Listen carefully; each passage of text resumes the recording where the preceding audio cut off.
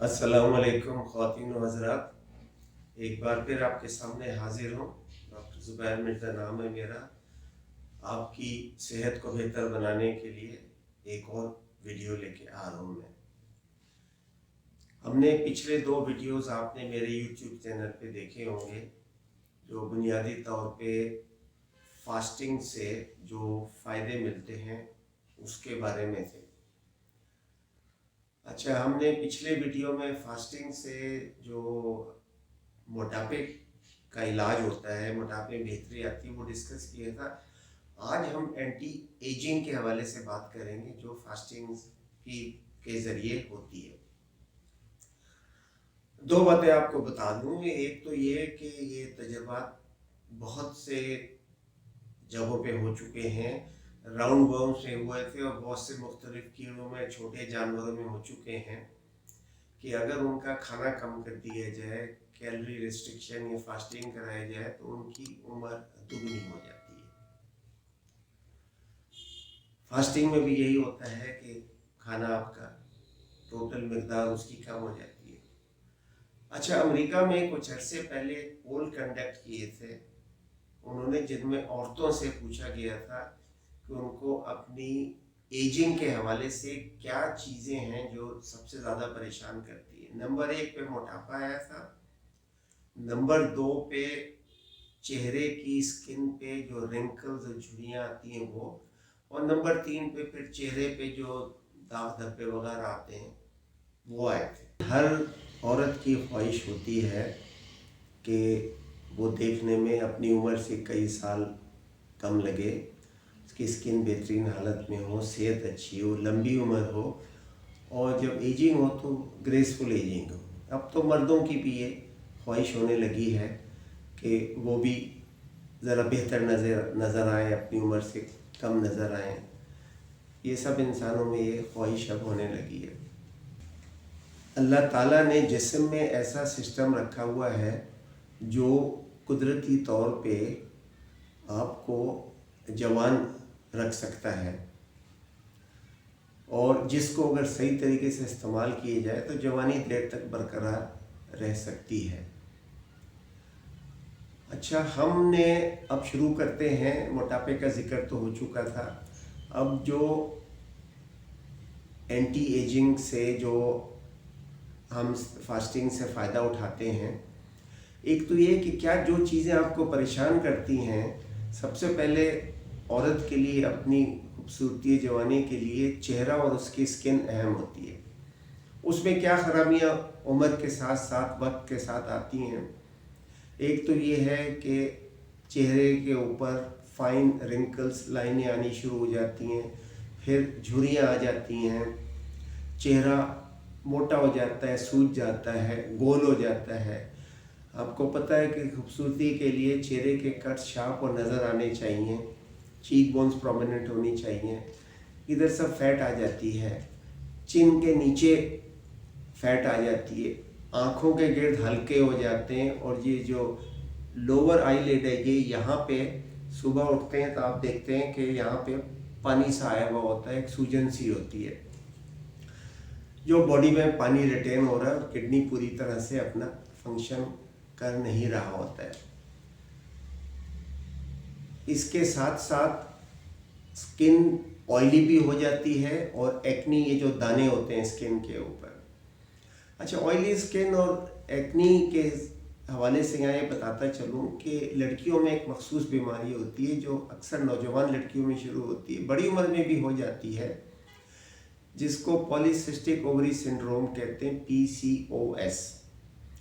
उसमें लड़कियों का वज़न बेतहाशा बढ़ना शुरू हो जाता है, उसमें स्किन ऑयली हो जाती है, एक्नी, दाने वाने आने शुरू हो जाते हैं, और थोड़ी पे बाल आ जाते हैं उनके। ये इस वजह से होता है कि इंसुलिन बॉडी में बहुत हाई हो जाती है, और उसकी वजह से मेल हार्मोन जो है वो उनमें बढ़ना शुरू हो जाते हैं। औरतों में भी मेल सेक्स हार्मोन्स थोड़े थोड़े से होते हैं, लेकिन इसमें बहुत ज़्यादा बढ़ने शुरू हो जाते हैं। इस वजह से थोड़ी पे बाल वगैरह जो हैं वो आने शुरू हो जाते हैं। अच्छा, अब मैं अगर आपको ये बताऊं कि जितनी चीज़ें बताई हैं तकरीबन इन सब का जो वाहिद मसला है वो वही पुराना हाई इंसुलिन लेवल का है जो हम पहले ज़िक्र कर चुके हैं, जिसकी वजह से ये सारी खराबियाँ होती हैं। और इंसुलिन अगर हम बॉडी में कम कर दें तो इनमें बेहतरी आ जाती है।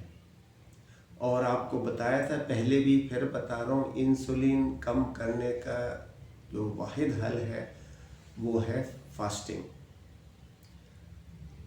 रोज़ा रखें आप या इंटरमिटेंट फास्टिंग करें, इससे इंसुलिन लेवल कम हो जाता है और इन सब चीज़ों में आहिस्ता आहिस्ता बेहतरी आना शुरू हो जाती है। अच्छा, अब इनमें चेहरे की स्किन में बेहतरी कैसे लाई जाए उस पर थोड़ा सा डिस्कस कर लेते हैं। अब ऐसा है कि आपको पहले भी बताया था कि जिस्म में करोड़ नहीं बल्कि अरबों सेल्स रोज़ ख़त्म होते हैं और अरबों नए सेल्स बनते हैं। ये स्किन के साथ भी होता है। स्किन के ऊपर के जो सेल होते हैं वो ख़त्म हो जाते हैं, नीचे के लेयर से नए सेल आते हैं। तो जो नए सेल आ रहे हैं अगर वो मजबूत और तंदुरुस्त और बेहतर होंगे तो स्किन भी सही लगेगी, मजबूत रहेगी। तो वो आप स्किन के प्रॉब्लम्स के लिए मुख्तलिफ प्रोसीजर कराते हैं जिससे वक्ती तौर पे स्किन में बेहतरी आ जाती है, लेकिन ये प्रोसीजर बार बार कराने पड़ते हैं क्योंकि नीचे से जब तक बेहतर सेल्स नहीं आएंगे, बेहतर टिश्यू नहीं आएगा, ऊपर सरफेस पे तो ख़राबी नज़र ही आती रहेगी। तो ये बहुत ज़रूरी है कि नीचे से जो टिश्यू आ रहा है उसमें बेहतरी लाई जाए। अच्छा, अब स्किन में जो नए सेल्स आ रहे हैं उनमें बेहतरी कैसे लाई जाए, पहले ये समझ लें। जो बॉडी में जब ब्लड शुगर ज़्यादा होता है तो वो प्रोटीन के साथ मिलके एक नुकसानदेह टिश्यू बनाता है जिससे स्किन भी ख़राब होती है और दूसरे अज़ा में भी ये होता है, वो उनमें भी ख़राबी पैदा हो जाती है। और ब्लड शुगर जो है, आपको पता है कि स्किन की मजबूती जो है वो कोलेजन से आती है और कोलेजन मुस्तकिल बनता रहता है नीचे के लेयर्स में जो फिर सेल्स बन के ऊपर आते हैं। तो ब्लड शुगर हाई हो तो ये कोलेजन को भी ख़राब करता है, कमज़ोर करता है और उसकी इलास्टिसिटी को कम करता है। तो जब इस हालत में सेल बनेंगे तो वो कमज़ोरी होंगे और रिंकल्स आ जाते हैं और झुर्रियाँ आ जाती हैं, दूसरे मसाइल हो जाते हैं। तो इसको कम करने के लिए बार बार दोहराता हूँ, इंसुलिन का कम होना बहुत ज़रूरी है। और इंसुलिन जब कम होगी तो ये सेल्स जो नीचे से आएंगे, कोलेजन बेहतर हालत में आएगा, बेहतर कंडीशन में आएगा और स्किन आपकी बेहतर लगेगी। अच्छा, अब स्किन की बेहतरी के लिए फास्टिंग में और भी चीज़ें होती हैं। एक तो पिछली वीडियो में भी बताया था कि एंटीऑक्सीडेंट डिफेंसेस बॉडी के बढ़ जाते हैं जो जिनकी वजह से स्किन की झुर्रियों में और ये जो रिंकल्स में कमी वाक़ई होती है। स्किन को ही बेहतरीन रखते हैं एंटीऑक्सीडेंट्स। इसके साथ साथ बॉडी में ह्यूमन ग्रोथ हार्मोन भी बढ़ जाता है फास्टिंग में, जिसको बताया था पहले भी कि इसको जवानी का चश्मा कहते हैं। ये स्किन को बेहतर हालत में रखता है, फैट को बर्न करता है और मसल को स्ट्रॉन्ग करता है। इससे भी स्किन की हालत बेहतर होने में बहुत मदद मिलती है। अच्छा, फास्टिंग में एक और चीज़ होती है बॉडी में जो कमाल की चीज़ है, जिसको पहले भी जिक्र कर चुका हूँ, ऑटोफेजी कहते हैं, जिसका मतलब है ख़ुद को खा लेना। बॉडी खुद ही अपने जो सेल्स होते हैं, जो ख़राब सेल हैं, नकारा सेल हैं, मुर्दा सेल हैं, बेकार सेल हैं, बैक्टीरिया है, वायरस है, इन सब को खा के इनकी रीसाइक्लिंग करके नया टिश्यू, नया प्रोटीन, नया रॉ मटेरियल बनाती है ताकि बॉडी में नए सेल बन सके। मैंने कहा था कि अरबों सेल बॉडी में रोज़ाना टूटते हैं, ख़त्म होते हैं, तो अरबों ही नए बनते हैं। इसी से जवानी बरकरार रहती है, क्योंकि अगर पुराने सेल जो है ख़राब, बेकार, नाकारा, लंगड़े लूले सेल रह जाएं तो बॉडी में ख़राबियाँ पैदा हो जाती हैं, बुढ़ापे के आसार आ जाते हैं, बीमारियां हो जाती हैं, जिसमें कैंसर वगैरह भी शामिल है, अल्जाइमर और इस किस्म की चीज़ें हैं। तो ये ऑटोफेजी जो है ये बहुत ज़रूरी है कि बॉडी की मुस्तकिल सर्विस होती रहे, पुराने सेल जो ख़त्म हो रहे हैं उनके बदले नए सेहतमंद बेहतर मजबूत सेल आते रहें, बॉडी का फंक्शन बेहतर रहे, बॉडी अपीयरेंस बेहतर रहे, चेहरे की स्किन बेहतर रहे, जवानी बरकरार रहे। ऑटोफेजी नॉर्मली तो होती रहती है बॉडी में, कुदरत का एक ये है, लेकिन जैसे जैसे उम्र बढ़ती जाती है इसमें कमी आती जाती है और फिर बुढ़ापे के आसार नमूदार होना शुरू हो जाते हैं। तो बड़ी उम्र में इसको बढ़ाना बहुत ज़रूरी है। और ये बढ़ती किस तरह है? ये बढ़ती है फास्टिंग की हालत में, वो ज़्यादा बढ़ती है, एक्सरसाइज में बढ़ती है जब बॉडी को स्ट्रेस हो, और नींद में भी थोड़ी बढ़ती है। ये इन चीज़ों से बढ़ती है। ऑटोफेजी इतनी अहम है कि जिन साइंसदानों ने इस पर रिसर्च की है उनमें से 2 को नोबेल प्राइज़ मिल चुका है। 1974 में एक बेल्जियम को और 2016 में एक जापानी को। ये इतनी कमाल की चीज़ है कि इसके बगैर तकरीबन इंसान का सेहतमंद रहना नामुमकिन है। एक और अहम चीज़ ऑटोफेजी के बारे में कि जब बॉडी में खुराक की कमी होती है, जैसे आप फास्टिंग कर रहे हैं तो बॉडी को पता लगता है खुराक की कमी है, तो वो ऑटोफेजी बढ़नी शुरू होती है। और इसमें ये ख्याल रखना पड़ता है कि ख़ासकर जब प्रोटीन की कमी होती है बॉडी में, तब ऑटोफेजी ज़्यादा तेज़ी से बढ़ती है। तो आप जब रोज़े से पहले, रोज़ा रखने से पहले और रोज़ा तोड़ते वक्त जो ब्रेकफास्ट करें, उसमें ये ख्याल रखें कि प्रोटीन की मिकदार ज़्यादा ना हो, ख़ासकर एनिमल प्रोटीन, क्योंकि एनिमल प्रोटीन ऑटोफेजी को रोकती है। तो आप उस खाने में प्रोटीन की मिकदार कम रखें। एनिमल प्रोटीन तो कोशिश करें बिल्कुल ना हो, और थोड़ी सी प्लांट प्रोटीन जो है ये आप ले सकते हैं। एनिमल प्रोटीन में ऐसे जैसे है गोश्त है, दूध है, दही है, पनीर है, इन चीज़ों से परहेज़ करें। अच्छा, ऑटोफेजी के हवाले से एक और ज़रूरी बात मैंने बताया था कि अरबों सेल रोज़ाना नए बनते हैं। अब आप इतना खाना तो नहीं खा सकते कि अरबों सेल बनाने का रॉ मटेरियल और प्रोटीन वगैरह आप खा सकें। थोड़ा सा हिस्सा आपकी खुराक से आता है, बाकी सारा जो है बॉडी रिसाइकिल करके अपने ही सेल्स को दोबारा नया ताज़ा बेहतर रॉ मटेरियल बना के इस्तेमाल करती है। जब बॉडी में खुराक की कमी होती है तो बॉडी खुद ढूंढती है कि अब मुझे रॉ मटेरियल चाहिए कहाँ से, हर जगह ढूंढती है।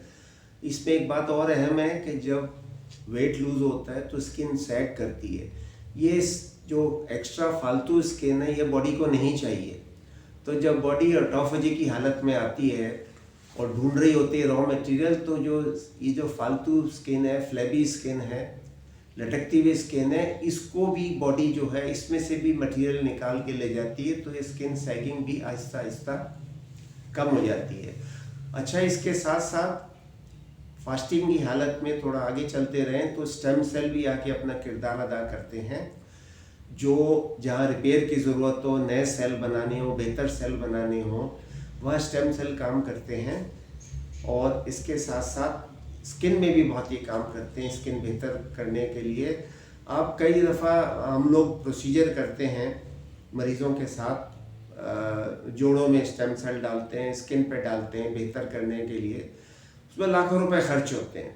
ये कुदरती तौर पे स्टेम सेल जो काम करते हैं बगैर किसी खर्चे के होता है और बेहतरीन तरीके से होता है। स्किन भी बेहतर होती है, जोड़ भी बेहतर हो जाते हैं, आज़ा भी सब बेहतर हो जाते हैं। स्टेम सेल जब आते हैं तो वो इम्यूनिटी भी बढ़ाते हैं, जो बहुत अहम चीज़ है, क्योंकि इम्यूनिटी एक बढ़ती हुई उम्र के साथ कम होती रहती है। जब भी बड़ी उम्र में लोगों को इन्फेक्शन ज़्यादा होते हैं, निमोनिया वगैरह हो गया, वायरस इन्फेक्शन ही होती रहती है। तो इम्यूनिटी बेहतर करने के लिए स्टेम सेल एक्टिविटी बहुत ज़रूरी है। और स्टेम सेल को एक्टिवेट करने के लिए फास्टिंग एक बहुत बेहतरीन ज़रिया है। इधर भी दौरानिया जितना भी लंबा होगा उतनी स्टेम सेल की एक्टिविटी ज़्यादा होगी, इतनी इम्यूनिटी बेहतर होगी। यहाँ ये बताता चलूँ कि स्टेम सेल को एक्टिवेट करने के लिए विटामिन डी का वाफिर मकदार में होना बहुत ज़रूरी है। इसका ध्यान रखें, बहुत अहम चीज़ है विटामिन डी आजकल।